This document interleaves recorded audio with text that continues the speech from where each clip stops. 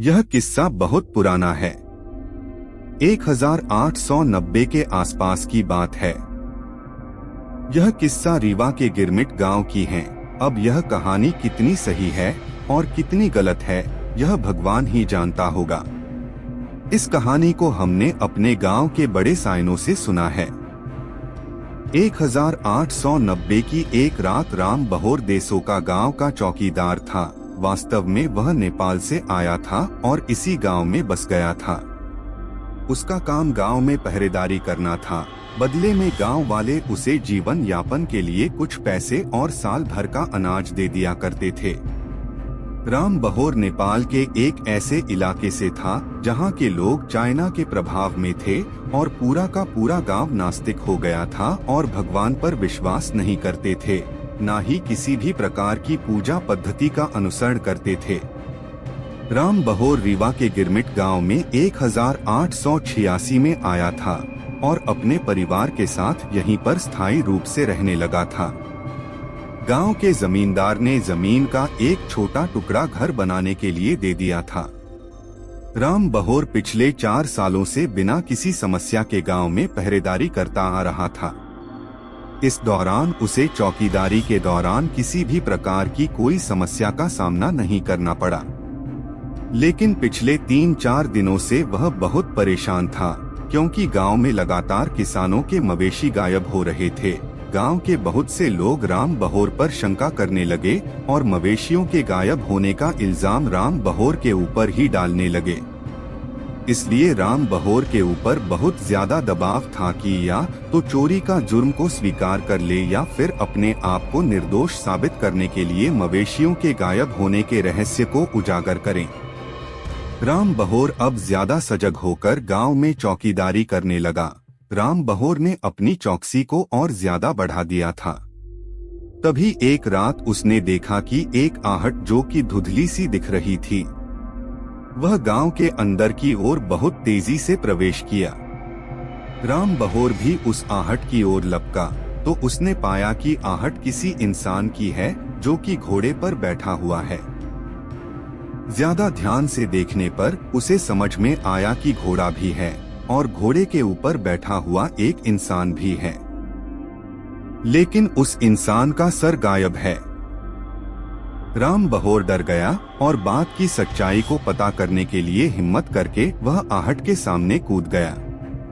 अब वह उस आकृति के सामने खड़ा हुआ था और वह आकृति राम बहोर के सामने खड़ी हुई थी। राम बहोर ने बिल्कुल सही देखा था। सामने घोड़े पर बैठा एक इंसान का धड़ था और सर वहां पर नहीं था। वह आहट अचानक से हवा में उड़कर कहीं गायब हो गया। राम बहोर जान गया कि यह एक आत्मा है, ना कि कोई जीवित इंसान। लेकिन पिछले 4 वर्षों से वह हर रात इस गांव में पहरेदारी करता आ रहा है, लेकिन कभी भी उसकी मुलाकात इस आहट से नहीं हुई थी। उसने अगली सुबह यह बात चौपाल पर पूरे गांव वालों को बताया। गांव के अधिकांश लोग राम बहोर की बात पर विश्वास नहीं कर रहे थे और सब उसे चोरी छिपाने के लिए मनगढ़ंत कहानी बनाकर लोगों को गुमराह करने की बात कह रहे थे। लेकिन गांव के एक मास्टर साहब थे। उन्होंने बताया कि पिछले ही महीने की बात है, कुछ अंग्रेजों की एक छोटी सी टुकड़ी पास के ही एक जंगल में रुकी हुई थी और क्रांतिकारियों के साथ उनका मुठभेड़ हुआ था, जिसमें सभी अंग्रेज मारे गए थे। उन टुकड़ी के सरदार की मृत्यु भी सर कटने की वजह से हुई थी। अब मास्टर की बात सुनकर गांव के अन्य लोगों को भी राम बहोर के द्वारा सुनाई गई बात पर कुछ विश्वास होने लगा था। मास्टर की बात सुनकर राम बहोर अब और डर गया था। पहले तो उसने सोचा कि भूले भटके यह कोई आत्मा है जो इस गांव आ गई है और जल्दी वापस चली जाएगी।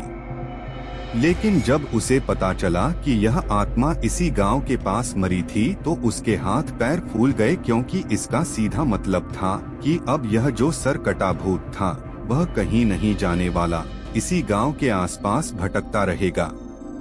अगली रात को राम बहोर डर डर कर चौकीदारी कर रहा था और पूरा प्रयास कर रहा था कि वह ज्यादातर किसी स्थान पर छुपा रहे और उसका सामना उस सरकटे भूत से ना हो, परंतु जिस स्थान पर चौकीदार छिपा हुआ था उसी के पास मवेशियों का कुछ झुंड गर्मी के रात की सुकून देने वाली ठंडक का आनंद लेकर जुगलबंदी कर रहे थे। तभी वहां पर वह सरकटा भूत आ गया और एक बकरे के बछड़े को पकड़कर अपने घोड़े पर टांग कर जाने लगा। इसी दौरान राम बहोर की आहट जानकर भूत वहीं पर रुक गया। राममोहन ने छिपते हुए भूत की तरफ देखा, लेकिन वहां पर उस सरकटे भूत का घोड़ा बस खड़ा था। तभी राम बहोर को अपने कानों के पास किसी की सांस लेने की आवाज आई। राम बहोर डर गया था। उसको पूरा विश्वास था कि इस समय वह सरकटा भूत ठीक उसके पीछे खड़ा हुआ है। तभी वह ना चाहते हुए भी पीछे पलटा और भूत ने उसके पैर को पकड़कर बड़ी तेजी के साथ उसे जमीन पर पटक दिया। माहौल में अजीब सी डरावनी आवाजें गूंजने लगी। वह भूत हवा की तरह राम बहोर के चारों तरफ घूम रहा था और बहुत ही डरावनी आवाजें निकाल रहा था। राम बहोर का डर के मारे बुरा हाल था। वह अपनी सुध बुध खो चुका था। तभी उसे गांव के पंडित रासबिहारी तिवारी की एक बात याद आई, जो आज सुबह ही पंडित जी ने राम बहोर से कहा था। रासबिहारी तिवारी ने राम बहोर को बताया था, अगर भूत का सामना फिर से हो तो तुरंत हनुमान चालीसा का पाठ करना। राम बहोर 4 सालों से इस गांव में रह रहा था। गांव का हर आदमी शाम को हनुमान चालीसा पढ़ता था, इसलिए ना चाहते हुए भी राम बहोर को हनुमान चालीसा याद हो गया था। राम बहोर ने तुरंत हनुमान चालीसा का जोर जोर से पाठ करना चालू किया और जैसे ही राम बहोर ने हनुमान चालीसा का पाठ किया, वह सरकटा भूत वहां से बकरी का बच्चा लेकर गायब हो गया। भूत के चले जाने के बाद राम बहोर के सांस में सांस आई। उसने भगवान को धन्यवाद दिया और ठान लिया कि अब वह इस गांव में नहीं रहेगा और सुबह होते ही वह गांव छोड़कर चला जाएगा।